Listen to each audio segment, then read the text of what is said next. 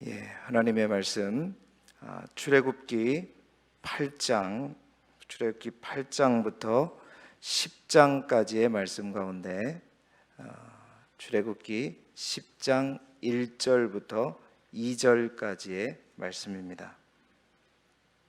출애굽기 8장부터 10장까지의 말씀 가운데 출애굽기 10장 1절, 2절, 2절의 말씀입니다.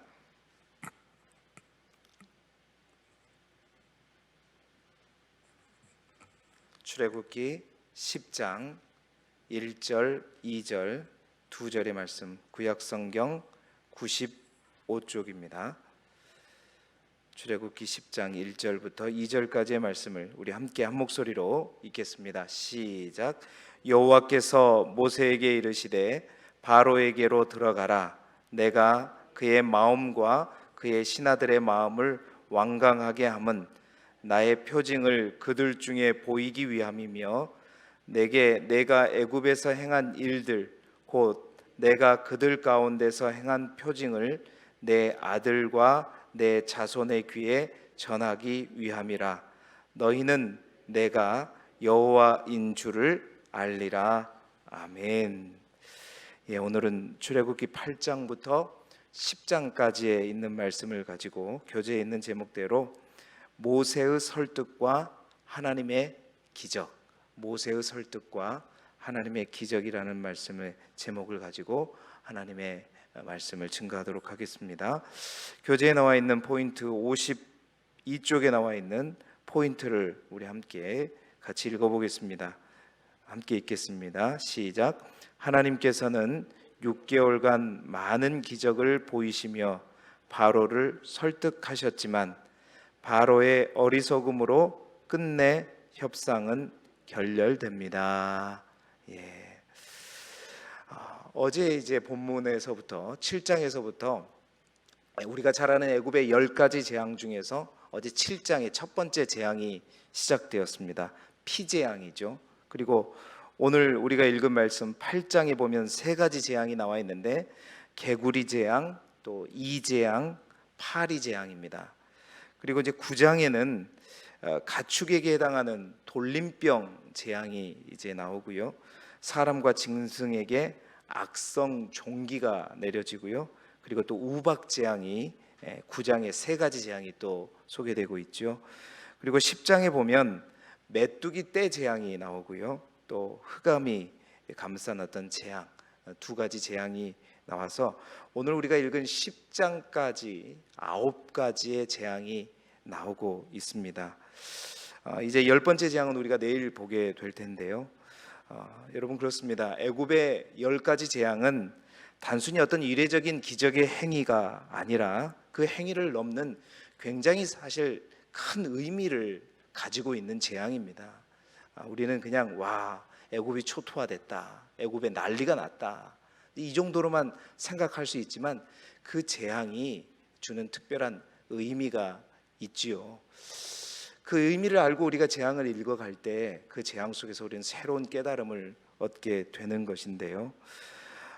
드디어 애굽이라고 하는 하나님의 인큐베이터에서 출생을 위한 어떻게 보면 이스라엘 백성의 마지막 몸부림이라 그럴까요?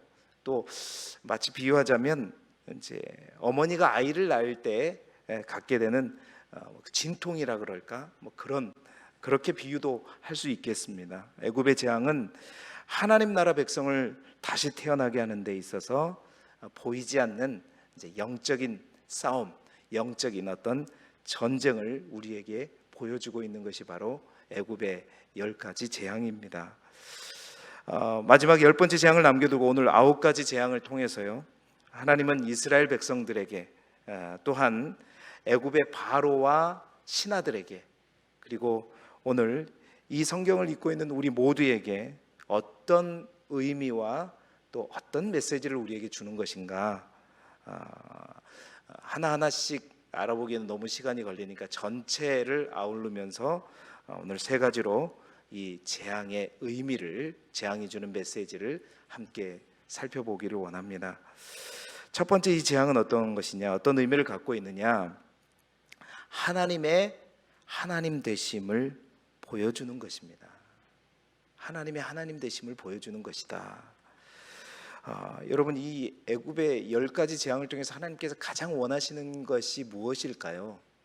하나님이 가장 원하시는 것이 무엇이냐면 하나님 자신을 알리고 싶으신 거예요. 이것은 성경을 보면 우리가 성경 제가 저를 얘기하면서 확인해 드릴 텐데요. 다른 어떤 것보다도 여러분 어제 생각나십니까? 어제 본문 읽었을 때 여러분 기억하시는지 모르겠지만 모세와 아론이 처음 바로를 대면했을 때 내 백성을 보내달라, 하나님이 시킨 대로 그렇게 말했잖아요. 내 백성을 보내달라는 요청에 대한 바로의 첫 번째 대답이 뭐였냐면 출애굽기 5장 2절에 보면 그렇습니다. 여호와가 누구이기에, 하나님이 누구인데 내가 그의 목소리를 듣고 이스라엘을 보내냐? 나는 하나님을 모르는데 그 하나님이 여호와께 제사를 드리라고 광야로 나가라고 하는데 내가 그 말을 왜 듣냐? 말도 안 되는 소리 하지 마라. 나는 여호와를 알지 못하니까 이스라엘을 보내지 아니하리라. 이게 첫 번째 대답이거든요. 그래서 이제 하나님은 이스라엘을 보내기 위함보다 바로의 어떤 마음이 회개할 때까지, 깨우칠 때까지 그에게 계속해서 재앙이 내린 것이 아니라 이스라엘을 애굽을 초토화시키기 위해서가 아니라 가장 근본적이고 가장 우선적인 이유는 뭐냐면 바로에게도 마찬가지예요. 또 바로의 그 강팍함을 보고 이스라엘 백성들 또한 어땠냐면 6장 9절에 보면 마음의 상함과 과학한 노역으로 말미암아 여호와가 누구인지 이스라엘 백성들도 헷갈리고 제대로 알지 못했단 말입니다. 이 애굽의 열정의 가장 하나님의 우선적인 목표가 뭐냐? 하나님의 누구인지, 하나님의 하나님 되심을 바로에게, 이스라엘 백성들에게, 그 바로의 신하들에게 알리는 것이에요. 애굽의 많은 술사들에게도 마찬가지입니다. 하나님의 진정 하나님 되심을 알리고자 하는 것, 이게 애굽의 열재앙의 가장 큰 목적이라는 것이죠. 그래서 하나님은 이 애굽의 재앙을 내리면서 쭉 보시게 되면요, 거듭거듭해서 하시는 말씀이 있어요. 오늘 출애굽기 어제 본문에서도 출애굽기 7장 5절에도 보면 내가 내 손을 애굽 위에 펴서 이스라엘 자손을 그 땅에서 인도할 때에 애굽 사람이 나를 여호와인 줄을 알리라. 뿐만 아니라 7장 17절에 보면 피재앙을 내리시면서 내가 이로 말미암아 나를 여호와인 줄로 알리라. 오늘 우리가 읽을 본문에 8장 10절에 보면 개구리 재앙을 내리면서 우리 하나님 여호와 같은 이가 없는 줄을 알게 하리라. 뿐만 아닙니다. 8장 22절에 파리 재앙을 내릴 때도요, 내가 여호와인 줄을 네가 알게 될 것이다 말했고요. 9장 14절에 우박 재앙을 내리시면서도 하나님 말씀하시죠. 온 천하 가운데 나와 같은 자가 없음을 네가 알게 하리라. 오늘 우리가 함께 읽은 본문의 말씀은 그 절정이라고 볼 수 있죠. 심지어 하나님은 오늘 본문을 통해서 이렇게 말씀하십니다. 그들의 마음이 완강한 것이 아니라 내가 그의 마음과 그의 신하의 마음을 완강하게 했다. 그러니까 그들의 마음이 강팍해서 어떤 재앙에도 불구하고 그들이 마음이 더 딱딱해진 것이 아니라 사실은 내가 바로와 그 신하의 마음을 완강하게 만들었다는 거예요. 그러니까 하나님의 계획 속에는요, 이미 10가지 재앙까지 계획하고 있었다는 거예요. 하나의 재앙을 줬을 때 바로가 거부하고 거절하니까 또 다음 재앙을 주시고 또 거부하니까 다음 재앙을 주신 게 아니라 하나님은 10가지 재앙을 미리 준비해 두시고 바로의 마음을 완강하게 하셨어요. 왜요? 그것을 통해서 하나님의 하나님 되심을 알리기 위해서. 너희는 내가 여호와인 줄 알리라. 자, 보세요. 오늘 본문에도 보게 되면 마음이, 그 이유는 나의 표징을 보여주기 위함이고 이를 통해서 바로와 그의 신하들 뿐만 아니라 내 아들과 내 자손의 귀에 전하기 위함이다. 뭘 전하기 위함이에요? 너희는 내가 여호와인 줄 알리라. 하나님 말씀하세요. 지금까지 나는 아브라함과 이삭과 야곱에게 전능하신 하나님, 엘샤다의 하나님으로만 나타났지, 지금까지 나는 여호와라는 이름으로 나타난 적이 없다는 거예요. 이제 내가 그 여호와라는 이름으로 내가 누구인지, 여러분 여호와라는 말의 뜻이 뭐냐면, 모세가 소명받을 때 하나님, 만약에 이스라엘 백성이 나보고 하나님이 누구냐고 물어보려면 그때 내가 뭐라고 대답해야 합니까? 그랬을 때 나는 스스로 있는 자다. 그러니까 여호와라는 말의 기초적인 뜻, 근본적인 뜻은, 여호와라는 말은 야훼라고 하는 하나님의 이름의 뜻은요, 항상 살아계시면서 또한 스스로 존재하시는 분이다. 유일하신 하나님이시다. 유일하신 하나님이라는 것은 애굽에 있는 수많은 그러한 신들이 하나님이 아니라는 뜻이죠. 재앙을 통해서 애굽을 심판하고 바로의 마음을 돌이키고 회개함이 목적이 아니라, 하나님이 바로의 마음을 강팍하게 하셔서 10가지 재앙을 통해서 온 천하에 하나님이 누구인지, 그래서 여러분 이 소식이 저 가나안 땅에까지 들려진 거예요. 그러니까 이스라엘 백성들이 저 모압 땅에서 넘어올 때 막 간이 녹아는 거예요. 왜냐하면 그 애굽에서 벌어진 그 놀라운 사건들이 이미 그쪽에서 다 소문이 퍼졌거든요. 만천하에 하나님이 유일한 신이다. 그 유일한 신을 믿고 사는 백성들이 지금 요단강을 건너오고 있다고 할 때 여리고 사람들이 놀래 자빠진 거죠.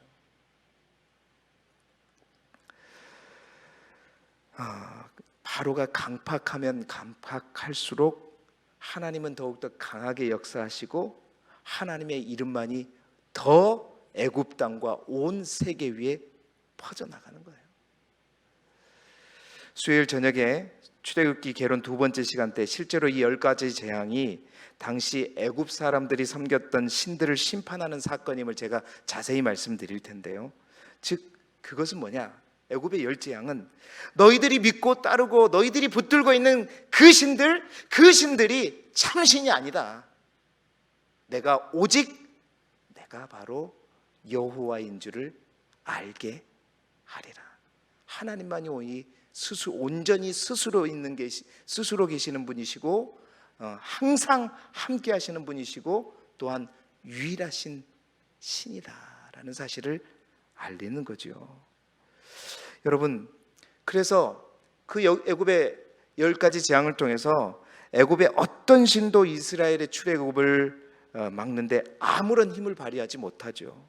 결국 이 사건으로 인해서 애굽에 있는 모든 사람들이 어떻게 해요? 여호와가 하나님이신 줄 알게 되는 것이거든요. 바로가 바보입니까, 여러분? 그 정도 10번까지 재앙을 했는데, 여러분이 만약에 한 나라의 왕이라면 가축 죽고 사람 죽고 다 죽어 빠지고 막 이로 막 땅이 막 이렇게 난리가 나는데, 지금 만약에 문재인 대통령이 대통령일 때 그런 난리가 나는데도 뭐 어떤 백성을 안 보냈다 그러면 난리가 나겠죠. 왜요? 하나님이 바로의 마음을 강팍하게 했기 때문에 10번의 재앙 속에서 그 마음은 더욱더 단단해진 거예요. 그것을 통해서 하나님은 나의 하나님 되심을 드러내고자 합니다. 여러분, 우리가 그것을 봐야 됩니다. 이 애굽의 10재앙이 무시무시하다, 하나님 무서우시다, 아니요, 하나님이 정말 참신이라는 것을 우리가 고백할 수 있어야 되는 거예요. 여러분, 하나님은 그렇습니다. 우리가 정말 하나님을 제대로 알기를 원하셔요. 하나님을 제대로 알기를 하나님 원하십니다. 하나님뿐만 아니라 우리를 위해서 십자가에 못 박히신 예수 그리스도 또한 정확하게 제대로 알기를 원하세요. 히브리어로 안다는 말에 대해서 제가 얘기를 했죠. 야다라고 하는 동사는 단순한 지식적으로 아는 의미가 아니라, 야다라는 말은 아담과 하와가 동침했다 할 때 그 동침이라는 말 또한 야다예요. 그러니까 야다라는 말은 뼛속까지 아는 거예요. 체험적으로 아는 것입니다. 하나님은 우리가 하나님을 제대로 알기를 원해요. 그냥 우리가 하나님보다 앞서 보이는 어떤 것과 동등한 어떤 그러한 신으로 우리가 안에 자리매김하기를 원하지 않으신단 말입니다. 호세아 선지자가 그랬죠. 내 백성이 망하는 이유가 뭐냐? 그것은 하나님을 아는 지식이 없기 때문에. 그 지식 또한 야다입니다. 단순한 어떤 말씀에 대한 어떤 상식 지식을 의미하는 것이 아니라 내가 하나님을 뼛속까지 진짜 그 하나님이 어떤 하나님인지 내가 체험을 통해서 알고 있느냐, 그걸 모르기 때문이라는 거예요. 그래서 안타까운 마음으로 호세아 선지자는 뭐라 그러죠? 여호와를 알자, 힘써 여호와를 알자, 그렇게 외쳤던 선지자가 바로 호세아 선지자지 않습니까? 사랑하는 성도 여러분, 이 10가지 재앙을 읽으시면서 눈에 보이는 기적에도 불구하고 하나님을 알기는커녕 완악하고 적당한 타협 속에서 완강하고 끝까지 강팍한 이 바로의 모습이, 바로는 하나님께서 그렇게 하셨다 하지만 우리 가운데도 그런 모습이 있지는 않은지, 하나님께서 역사하셨던 옛날의 기억들을 그냥 다 잊어버리고 전혀 그런 하나님을 알지 못했던 사람인 건 그냥 하나님을 무시하고 외면해버리고 오늘도 살아가는 우리의 모습 속에 바로의 모습은 없는지 다시 한번 생각해 보면서 정말 이 애굽의 10재앙을 읽으면서 우리 안에 있는 기도가 이 기도가 되기를 바랍니다. 이사야 11장 9절에 있는 말씀처럼 물이 바다 덮음같이 여호와를 아는 지식이, 하나님 우리 안에 충만하게 해주십시오. 정말 하나님을 아는 지식이 우리 안에 충만하게 해주십시오. 말씀을 읽을 때마다 그 말씀이 나의 심령과 골수를 쪼개면서 내 안에 알지 못했던 하나님이 깨달아지고 알아지고 체험되어지고 느껴질 수 있게 해주십시오. 우리 안에 있는 애굽의 그 나쁜 많은 신들과 같은 우상들이 혹 우리 마음속에 있다면 이 10가지 재앙을 읽을 때 우리 안에 있는 모든 그런 것들이 다 사라지게 해주십시오. 그런 마음으로 10가지 재앙을 읽을 때 이 재앙은 애굽의 재앙이 아니라 놀라운 은혜의 선물로 우리에게 다가올 줄 믿습니다. 그래서요, 애굽의 재앙의 두 번째 의미가 뭔지 아세요? 애굽의 재앙은 하나님이 주신 백신이에요. 백신이다. 애굽이라고 하는 인큐베이터 속에서 하나님은 물론 지난번에 말씀드렸지만 고센 땅과 목축업이라고 하는 것을 통해서 철저하게 그 나라의 여러 가지 문화와 신들과 우상으로부터 어떻게 했죠? 격리시켰죠. 요즘 이런 말, 이제 격리란 말 우리가 너무 익숙하잖아요. 격리시켰잖아요. 그러나 여러분, 그렇다고 해서 영향을 받지 않는가요? 그 땅에 있는 한 이스라엘 백성들 또한 하나님이 아닌 다른 수많은 신과 우상에게 노출될 수밖에 없는 거예요. 이스라엘 백성이 430년 동안 애굽에 살면서 은연중에 그들이 섬겨왔던 애굽의 신들, 알아왔던 애굽의 신들, 그들의 허구성을 완전히 깨트려버리는 사건이 바로 애굽의 10가지 재앙이란 말이죠. 여러분, 학자들에 따라 좀 차이가 있지만 애굽에는 대부분 동물의 형상을 하고 있는 720여 개의 신상들이 있다고 그래요. 그 가운데 이 10가지 재앙들은요, 애굽 사람들이 정말 신이 애굽에게 준, 이집트에게 준 최고의 선물이라고 불리면서 숭배했던 나일강, 그 나일강과 직접적으로 관련이 있는 신들만을 심판하는 사건이거든요. 여러분, 그 나일강의 삼각주, 그 삼각주 좀 위쪽에 있는 도시가 어디냐면 고센 땅입니다. 결국 그 나일강에 있는 수많은 신들에 대해서 이스라엘 백성들 또한 노출되지 않을 수가 없었던 상황이죠. 그래서 우리 하나님은 행여나 이스라엘 백성들 가운데 그 하나님의 백성을 다시 태어나게 하는 이 과정 속에서 행여나 이스라엘 백성들 가운데 있는 우상의 바이러스, 나도 모르게 감염되어가지고 그 우상에 사로잡혀가지고 그것들에 대해서 우리가 가축을 기르고 가축을 잡아먹고 있는 이스라엘 목축업을 하고 있는 이스라엘 백성들이 행여나 그 자기들이 기르는 가축들을 보면서 이거 잡아먹으면 될까? 이건 무슨 시인이라는데, 이런 모든 생각들을 단칼에 다 제거해버리는, 그것으로 인해서 혼동하지 않고 흔들리지 않도록 백신을 접종하는 예방주사와 같은 거죠. 여러분, 이 바이러스가 얼마나 독한지요. 거듭거듭 이 백신을 맞아서 그들의 잔상 속에 있는, 마음 속에 있는 이 우상들에 대한 모든 것들을 하나님은 다 그들이 처참하게 박멸되는 것을 보면서 깨닫게 하시고 접종을 했음에도 불구하고요, 여러분, 출애굽기 32장에 보면 우리가 잘 아는 금송아지 사건이 나오잖아요. 그렇죠? 야곱이래요. 모세가 시내산에 가가지고 내려오지 않자 아론과 이스라엘 백성들이 이제 모세가 기다려 오지 않자 뭘 만들죠? 금송아지를 만드는 사건. 우리가 이제 곧 읽게 될 텐데, 여러분, 그 금송아지 상이 무엇이냐면 바로 황소로 상징되는 아피스라고 하는 신입니다. 이 아피스를 애굽 사람들은 이 아피스를 어떤 신으로 섬겼냐면 풍요와 다산과 축복과 건강과 같은 가장 기본적이고 먹고 사는데 또 자손의 번성을 주는 그런 것들을 주관하는 신으로 섬겼단 말입니다.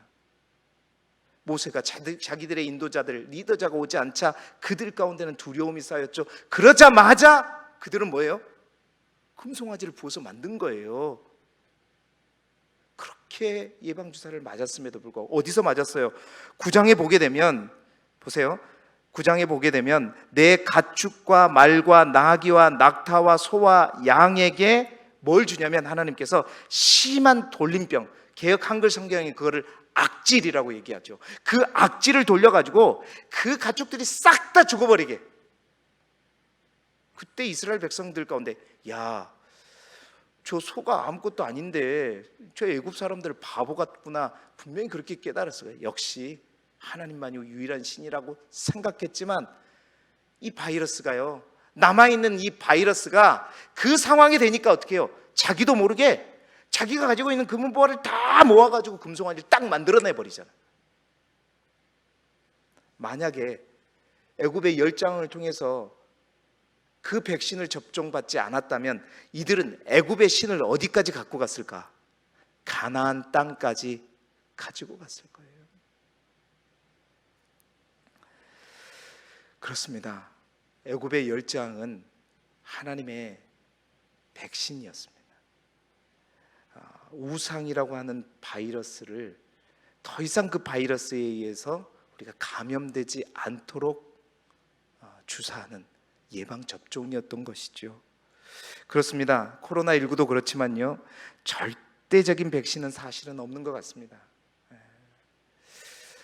백신 그 이상의 것이 필요하죠.